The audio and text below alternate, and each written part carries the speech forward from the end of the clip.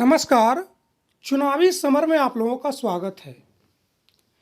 UP चुनावों की आहट के बीच ईवीएम का मुद्दा एक बार फिर गर्म हो गया है। वहीं ईवीएम को लेकर एक बार फिर सुप्रीम कोर्ट में याचिका दायर करने की तैयारी की जा रही है और यह याचिका इस बार किसी राजनीतिक पार्टी के द्वारा नहीं बल्कि खुद वकीलों के द्वारा दायर की जा रही है। दरअसल भाजपा राज में जिस तरह से देश और प्रदेश में महिलाओं के खिलाफ होने वाले अत्याचार में बढ़ोतरी हुई है, उससे महिलाएं कुछ ज़्यादा ही नाराज हैं। इसके साथ ही देश और प्रदेश में लोकतंत्र की हत्या होने की खबरें भी चर्चा में बनी रहती है।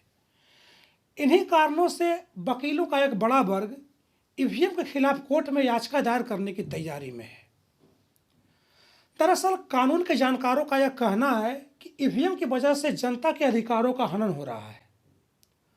वकीलों का यह मानना है कि ईवीएम के कारण देश या प्रदेश में होने वाले चुनाव निष्पक्ष नहीं रह जाते हैं। उन्होंने कहा कि जिस तरह से चुनावों के दौरान और चुनाव परिणाम के बाद ईवीएम को लेकर आरोप लगते रहते हैं, वह लोकतंत्र के लिए शुभ नहीं है। वैसे भी देश और प्रदेश में भाजपा के मजबूत होने के बाद लोकतंत्र की हत्या होता देखकर जनता का एक बड़ा वर्ग ईवीएम के स्थान पर बैलेट पेपर से चुनाव होते देखना चाहता है।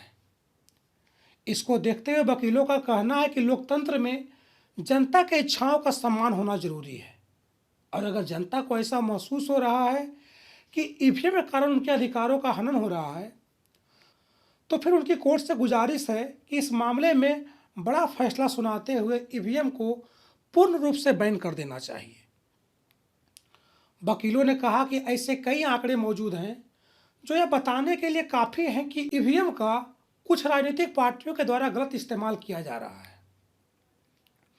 उन्होंने कहा कि भारत में ही नहीं बल्कि अमेरिका जैसे कई संपन्न देश की जनता को भी ईवीएम पर भरोसा नहीं है। यानी कि वकीलों का यह साफ साफ कहना है कि उत्तर प्रदेश में होने वाले विधानसभा चुनावों में ईवीएम के स्थान पर बैलेट पेपर्स का इस्तेमाल होना चाहिए। देखें तो विपक्ष का भी यही कहना है कि दलितों, मुस्लिमों और किसानों के खिलाफ होने वाले अत्याचार के साथ साथ सीएए और एनआरसी के लिए भी ईवीएम जिम्मेदार है।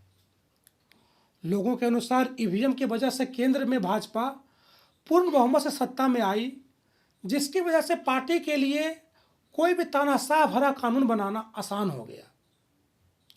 इसलिए सुप्रीम कोर्ट से लोगों ने गुजारिश की है कि चुनावों में ईवीएम के इस्तेमाल पर पाबंदी लगाया जाए।